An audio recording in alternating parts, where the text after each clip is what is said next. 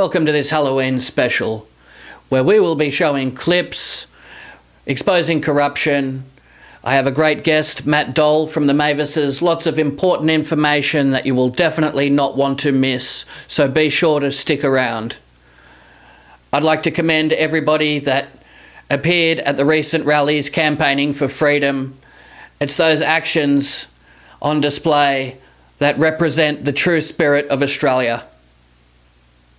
Now, a lot of people, including myself, have witnessed medical emergencies at local shopping centres and other outlets. This is very alarming, and it's quite justified to draw a link between the application of masks and the issue itself.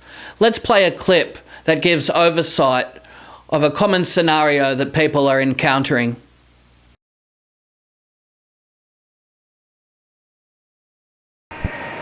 So many health-related incidents always being reported. It's devastating.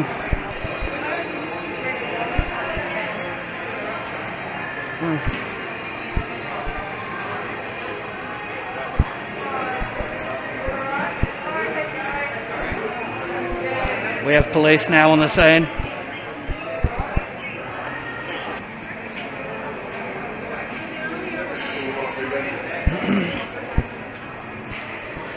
It's so upsetting to see, isn't it? Yeah, what happened? I don't know, she seems to have had a stroke or a seizure of some sort.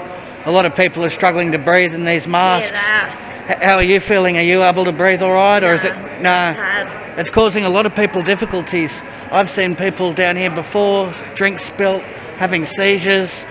All this is obstructing your breathing. Yeah. And you know, that's why we have lungs, isn't it? So we can breathe properly. Yeah. And filter. I hope she's alright. So,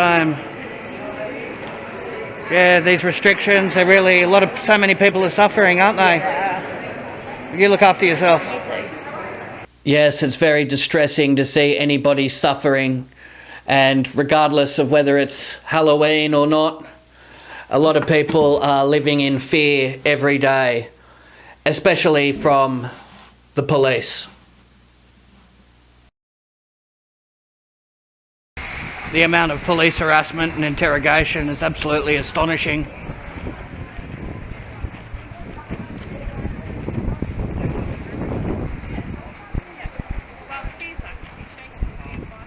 Now, another problem that seems to be cropping up is the fact that they've removed a lot of the seating and cordoned off a lot of the areas where people could sit and have lunch.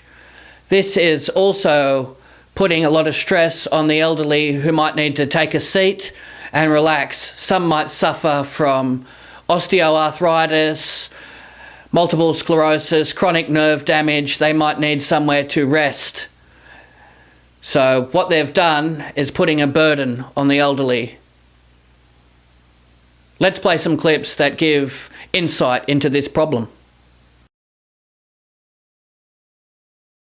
Having these seats corded off makes it difficult for people suffering with multiple sclerosis, nerve damage, those that are having pains in their joints or ligaments.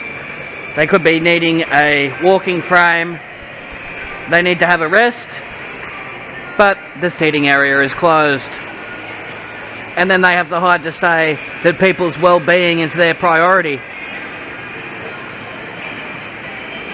I don't think they're looking after people's health and well-being whatsoever. Quite the opposite. See, they have all the seats gated off. So if you want to relax and have a bite to eat, that is strictly forbidden. Due to government restrictions, the seating area is currently closed. They want to make it as difficult and inconvenient on people as possible. And then what you end up with is people just sitting on the floor, which is even more unhygienic. Yes, we are definitely feeling the pain and the punishment from all angles. And it's very worrisome what the future presents. Now, let's go to an interview with Matt from the Mavises, who has been speaking openly about the corruption that we're all experiencing here. Hi, Matt. Thank you very much for joining me on this Halloween special and having the bravery to speak out about the corruption in the current times we're living in. How are you managing there today? Hi, Jeff. Oh, it's a beautiful day here in Melbourne. It's my dog. I've taken the dogs out for a beautiful walk. Lots of people in masks, though. I was the only one without a mask. Right on the beach, beautiful, overlooking the bay. So that's kind of, very confronting and wears you down. But Yeah. just try and stay positive, and send Yeah. a message without the mask. People are trying to do the best they can, and we see police abusing their power, threatening people if they're not wearing masks accordingly. This is very disturbing to see, isn't it? Yeah, I've been stopped a few times, and I just have a medical exemption. And I've had about 4 interactions, and they've, been quite pleasant. But other friends have had some very violent episodes, especially with the protests and stuff. So They certainly have. And these masks are said to have been sprayed with a synthetic fluoride, which is being inhaled into the respiratory system. Another concern. There's just so many health risks that are attached with wearing these masks. It's very alarming. And we're seeing this in a lot of the shopping centres as well. People having side effects and reactions from wearing these. It's really appalling, isn't it? definitely, I went to the farmer. I had an episode at the local farmers market a few weeks, maybe a month or so ago, actually, and I was in without the mask, my dogs, and there was like the social distancing thing as you're buying your fruit and veg. I was making sure I was saying hello to all the farmers selling their produce and saying, isn't it great that you can do this and stuff? But woman behind me was talking to her friend. She had a rash, and she was like, she didn't realize. She was saying, "Oh, the doctor's saying it's this, the doctor's saying it's that," and it's the mask she's wearing. It's people are hypnotized. They're just under a spell. They I was certainly actually I was actually chanted out of that market by the patrol people in that market and made to leave. It's so upsetting to see, and how people are very hostile about the whole situation. That just adds to the drama, and that doesn't help the situation. Now, I've been watching some of your Instagram videos, very powerful, and it shows great courage speaking out. What was the tipping point that made you actually go public about this? Actually, the tipping point that made me to my first one, because I was a little shy to kind of speak, even though I'm a singer and perform on stage. It's not in my nature to kind of feel myself talking and stuff. So I kind of broke the seal in that way. But I just heard of another suicide. A young dad left 2 children and a mother. A friend of a friend, she mentioned it, and I just got on and started talking. I thought, this is not spoken about, and I was ridiculed as well, particularly from because I put it on my old band's page, and so that kind of, for musicians to speak out, it really triggers people, and all the musicians are silent. A lot of them also have record companies behind them, publishing companies behind them, so they're unable to speak out. I'm free from the music industry now, so I'm an independent artist. I've been through the music industry, seen all the good sides and a lot of the bad sides. I'm really happy to be out of that industry, but I think, that was my tipping point anyway. Yes, and that's a very important point you raised with the restrictions on a lot of these artists, and you've had a very impressive music career, and the establishment doesn't want musicians speaking out about the corruption. They want people that are going to push their agenda, and that prevents a lot of talented people from speaking out, doesn't it? Certainly does. Someone's got to start the ball rolling though, They certainly do. And the constant fear-based propaganda on the media, it's good to have people counteracting that with some intelligence like yourself, and it's constant what we're seeing, and the ring of steel remains in place, so people can't attend funerals, and this is atrocious, restricting our freedom of movement. And then they go as far as saying that the home has now been declared a dangerous place. This is absurd, isn't it? Absurd, and it's devastating for people with loved ones. I really feel for them, you know. And I feel for London and UK and Europe, which is going into the pattern, you know, of, I think they're going by seasons. They'll let people out a bit and then they rein it back in, and it's just worldwide. So I think we are a testing ground in some kind of way, you know. Yes, you're absolutely right. And they're also testing out the Big Brother surveillance systems. We see cameras overhead at intersections. They're spying into people's vehicles, monitoring behaviour and activity. This is an invasion of privacy, isn't it? Yes. And they can't be everywhere at once. A lot of it is totally fear-based. I mean, we outnumber them so much. So, you know, I've had people afraid to come over to my home through this whole thing. And it's like, but I've continued on, and I've found new friends and friends that aren't afraid. And I've continued on. I've had people to my home and into their homes, and, you know, they can't patrol everyone. That's right. We have to live somewhat of a normal life and is in existence in some type of sanity. That's what we have to hold on to in these current times, because trying to deal with it, it really pushes people to their limits, mentally and emotionally draining. Watching everybody else suffering as well, people feel other people's pain through this as well, don't they? Yeah, it's really confronting. I don't think people realise that wear the masks how we feel to those who don't wear the mask. It's I try and say I always smile at people on the streets. I'm always out with my dogs, and people look down, you know, they don't, and it's hard not to be angry at them. You try and send them some love, and that's what I'm trying to practice. But I mean, it's also, you just think, you stupid people. It was good to see in attendance at some of the rallies recently. We're starting to see the average Joe speak up now, because they've been impacted. Now we're starting to see more of a voice from the public, which is long awaited and very hopeful and inspires others. So hopefully we can see more of this display of bravery and good traits and characteristics coming from the public. They're starting to really step up to the plate now, which is reassuring, isn't it? That's great. And there's some amazing people like, you know, Jackie Dundee and Matt Lawson, who have been there through the whole thing in Victoria, speaking truth constantly. They've been ridiculed, banned. Jackie was thrown down violently in the last protest, and they targeted her because she you know, got on the megaphone and spoke some truths. And she's a mother, and to see that I actually, you know, broke down. She's been in my home. She loves my dogs. You know, she's a gentle soul, but she's a powerful woman as well. And I feel threatened by that. I mean, big burly men throwing women down. And I mean, last year was the Me Too thing, and what happened to that? That was a media concoction as well.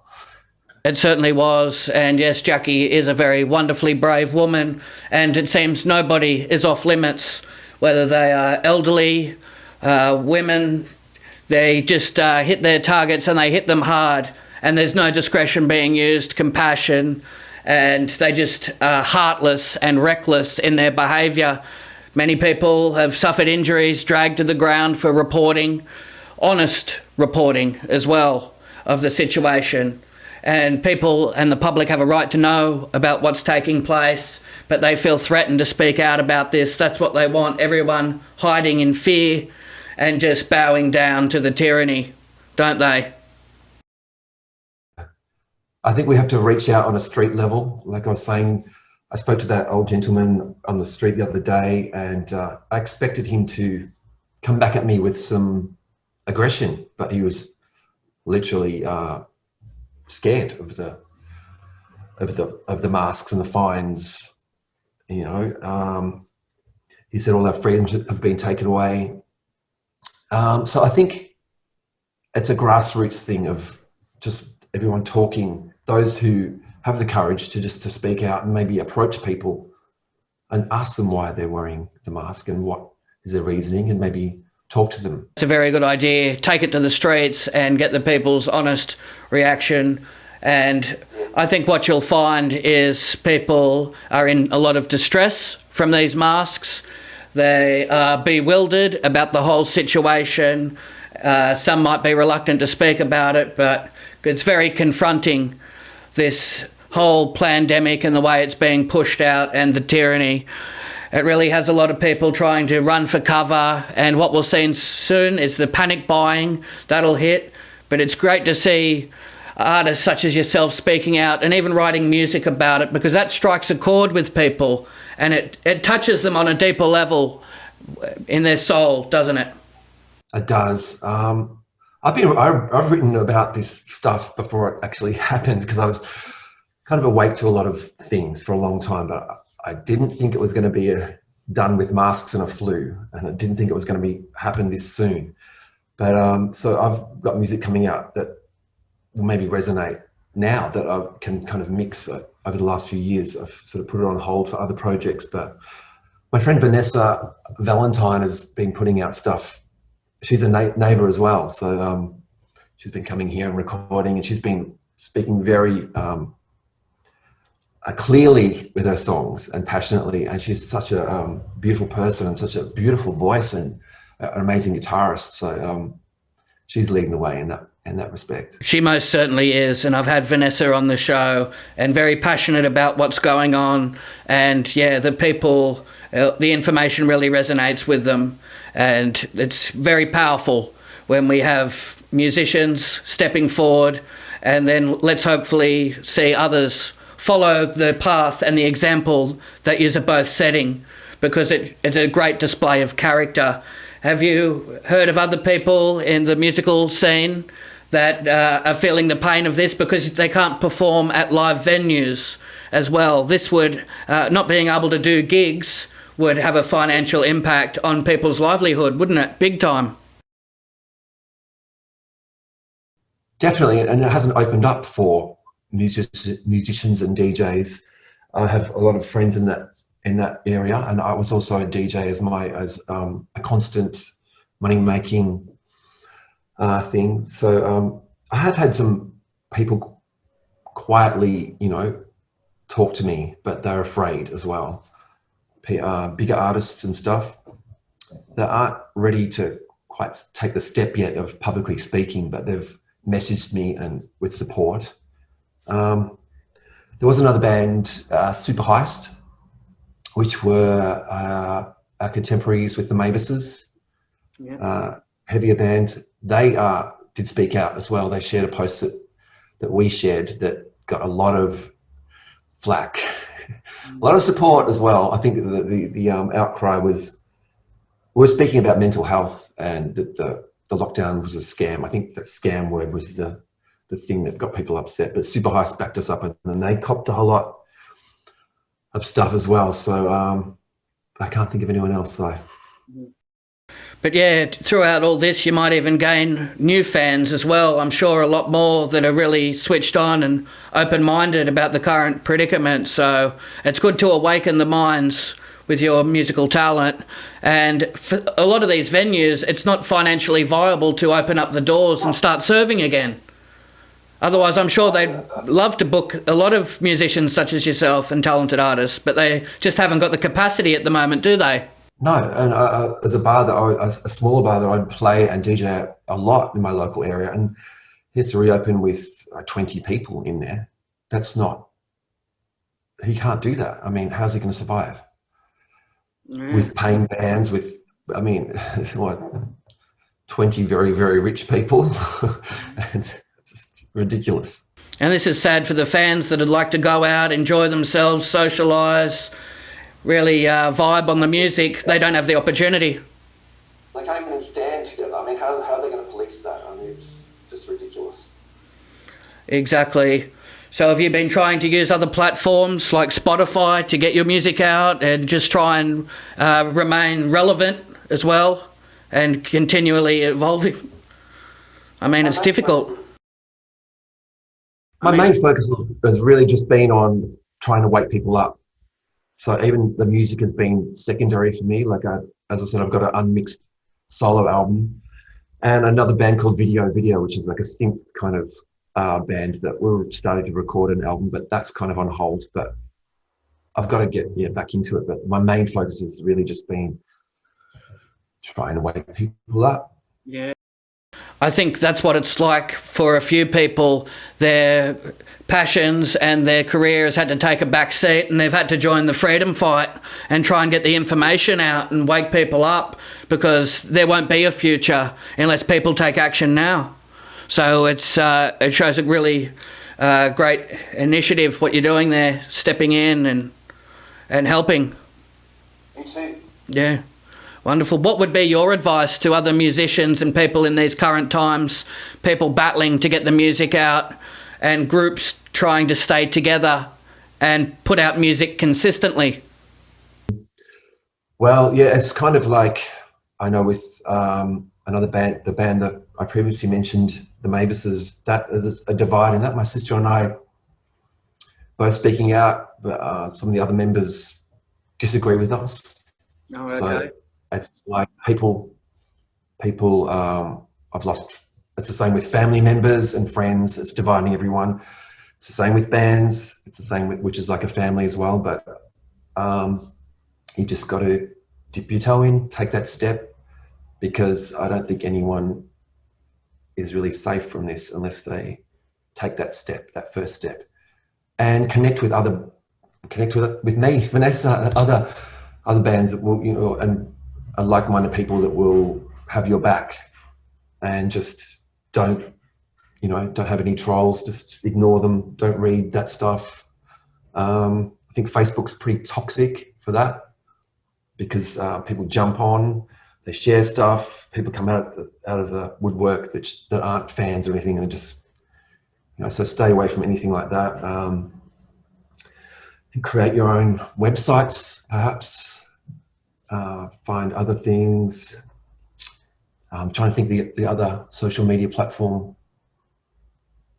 I can't remember the name of it. There's another one that people should get on. I think Matt Lawson has something to do with that as well. Very well said. And find community with other like-minded individuals and reach out to other people in the musical circuits and try and find some company there. That's very empowering, and I applaud all your great work, taking the steps to enlighten others. Let's hope we see more people take your lead and, you know, set by example. You've done terrific.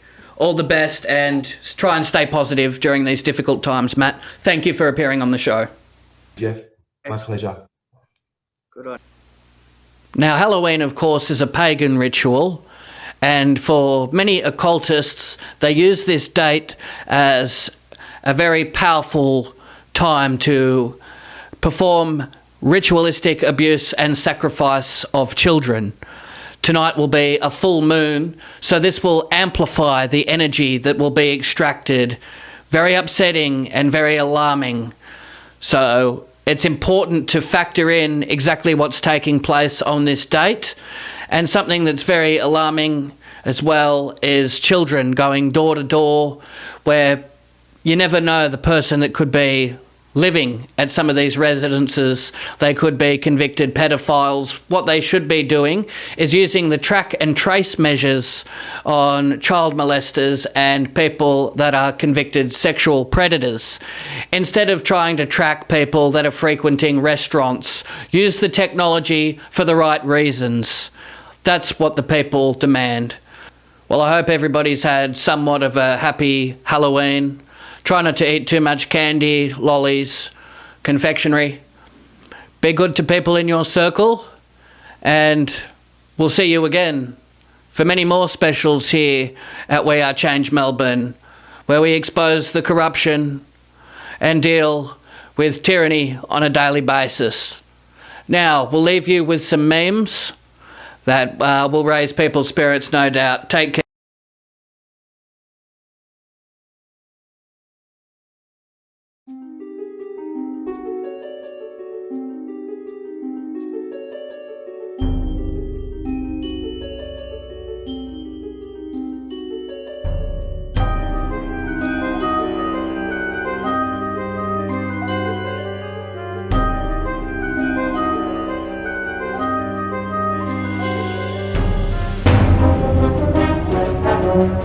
Bye.